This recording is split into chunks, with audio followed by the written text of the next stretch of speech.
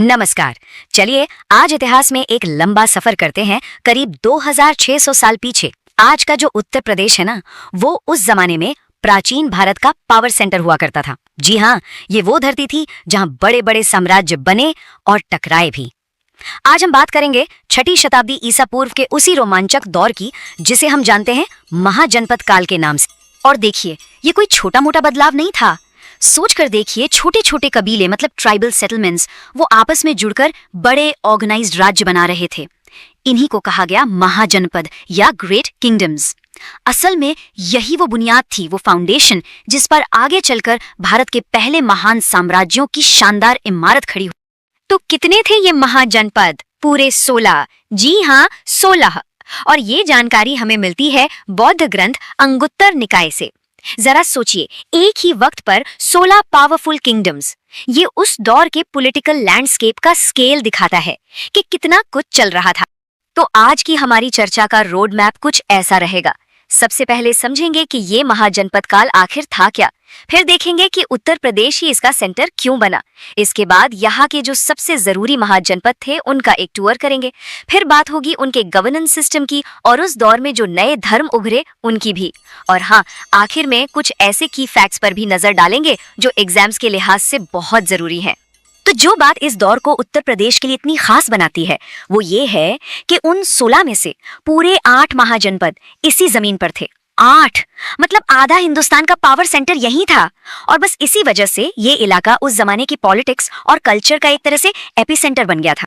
तो फिर देर किस बात की, चलिए एक टूर पर निकलते हैं और उत्तर प्रदेश के उन सबसे पावरफुल महाजनपदों की कहानी को और करीब से जानते हैं। ये रहा हमारा ट्रैवल प्लान। हम 5 बड़े किंगडम्स को एक्सप्लोर करेंगे, काशी, कौशल, वत्स, मल और पंचाल। साथ ही देखेंगे उनकी राजधानियां कौन कौन सी थी। तो हमारा पहला पड़ाव है काशी, राजधानी आज की वाराणसी। गंगा के किनारे बसा ये राज्य अपने सिल्क और टेक्सटाइल के लिए वर्ल्ड फेमस था। एक जमाना था जब काशी सबसे पावरफुल किंगडम माना जाता था। इसकी ताकत का कोई तोड़ नहीं था। लेकिन देखिए, पावर का गेम हमेशा एक जैसा नहीं रहता। आखिर में इसके पड़ोसी और सबसे बड़े राइवल कौशल ने इसे हराकर अपने राज्य में मिला लिया। और अब बात करते हैं उसी किंगडम की जिसने काशी को हराया, कौशल। ये सबसे जरूरी महाजनपद था। राजा प्रसेनजित के दौर में ये इस युग का सबसे ताकतवर राज्य बन गया था। इसका कल्चरल इंपॉर्टेंस तो जबरदस्त था ही, क्योंकि भगवान राम की जन्मभूमि अयोध्या इसी का हिस्सा थी। कौशल ने काशी को हराकर अपनी ताकत का लोहा मनवा लिया था। अगला स्टॉप है वत्स, जिसकी राजधानी थी कौशाम्बी। अब इसकी सबसे बड़ी ताकत थी इसकी लोकेशन, एकदम प्राइम लोकेशन, गंगा यमुना के बीच का फर्टाइल एरिया। इसी वजह से ये ट्रेड, पॉलिटिक्स सबका एक बड़ा हब बन गया। और इतना ही नहीं, ये बौद्ध धर्म के लिए भी एक बहुत ही इंपॉर्टेंट सेंटर बनकर उभरा। अच्छा, अब आते हैं मल्ल महाजनपद पर, जो बाकियों से एकदम अलग था। क्यों? क्योंकि यहाँ कोई एक राजा राज नहीं करता था। यहाँ एक असेंबली या काउंसिल का शासन था। जी हाँ, ये एक रिपब्लिक था, एक गणतंत्र। और इसकी हिस्टोरिकल इंपॉर्टेंस और भी ज्यादा तब बढ़ गई जब भगवान बुद्ध ने महापरिनिर्वाण के लिए इसी जमीन यानी कुशीनगर को चुना। और हमारे इस टूर का आखिरी पड़ाव है पंचाल। ये वैदिक कल्चर का एक बड़ा सेंटर था।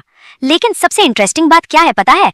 इसने भी वक्त के साथ मोनार्की यानी राजतंत्र को छोड़कर रिपब्लिकन सिस्टम अपना लिया। ये दिखाता है कि उस दौर में भी पॉलिटिकल एक्सपेरिमेंट्स हो रहे थे। तो ये तो थे कुछ बड़े बड़े राज्य, पर सवाल ये उठता है कि इनको चलाया कैसे जाता था। मतलब गवर्नेंस का सिस्टम क्या था? क्या हर जगह सिर्फ राजा का ही हुक्म चलता था? देखिए, उस जमाने में गवर्नेंस के 2 मेन मॉडल थे।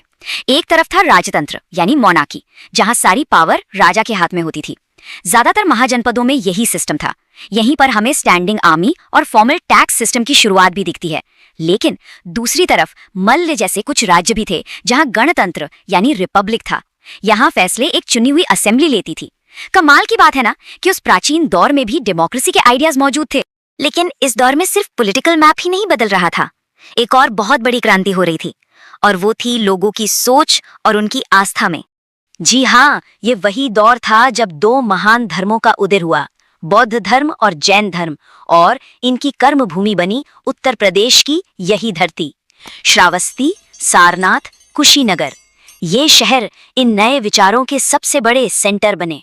और आज भी ये दुनिया भर के करोड़ों लोगों के लिए सबसे पवित्र जगहों में से हैं। चलिए अब फटाफट कुछ की फैक्ट्स पर नजर डालते हैं। ये वो सवाल जवाब हैं जो एग्जाम्स में अक्सर आते हैं और इन्हें याद रखना बहुत जरूरी है। यहाँ एक स्मार्ट टिप है, इसे जरूर याद रखिएगा। अगर एग्जाम में किसी सवाल में श्रावस्ती, अयोध्या, वाराणसी, कौशाम्बी या कुशीनगर का जिक्र आए तो फौरन दिमाग में महाजनपद काल को ले आना है। बस ये कनेक्शन याद रखने से जवाब ढूंढना बहुत आसान हो जाता है। तो पहला और सबसे कॉमन सवाल, और इसका जवाब है बौद्ध ग्रंथ अंगुत्तर निकाय। ठीक है, अगला सवाल, कौशल महाजनपद के सबसे फेमस रूलर कौन थे? ये नाम याद रखना है, प्रसेनजिक। और एक आखिरी बहुत जरूरी सवाल, भगवान बुद्ध का महापरिनिर्वाण कहाँ हुआ था? सही जवाब है कुशीनगर। और जैसा हमने देखा, ये उस वक्त मल्ल महाजनपद का हिस्सा था। तो ये था महाजनपद काल का एक सफर। लेकिन कहानी यहाँ खत्म नहीं होती। एक सवाल सोचने के लिए छोड़ जाते हैं। इन प्राचीन राज्यों ने जो राजनीतिक और धार्मिक नींव रखी, उसने आज के उत्तर प्रदेश को कैसे आकार दिया है? अगली बार जब इन शहरों का नाम सुनने में आए तो इनके 2600 साल पुराने शानदार इतिहास के बारे में सोचना तो बनता है।